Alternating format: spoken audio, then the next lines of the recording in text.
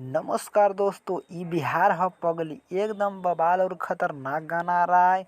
जो कि गाना को गाए हैं रितेश पांडे और शिवानी सिंह।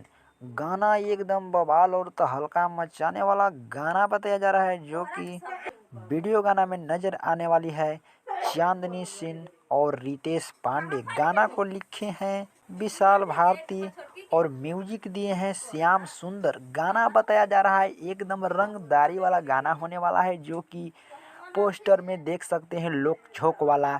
इसमें पोस्टर कितना अच्छा डिजाइन बनाया गया है। तो पोस्टर के माध्यम से पता चल रहा है कि ये गाना रंगदारी वाला है। तो जा कर के देखिएगा, बवाल और धमाल मचाने वाला गाना आ रहा है रितेश पांडे जी का। जो कि तहलका मचा के बुलेट पर देखिए बैठे हुए हैं। बवाल धमाल गाना आने वाला है, तो सर्च करके देख लीजिएगा गाना।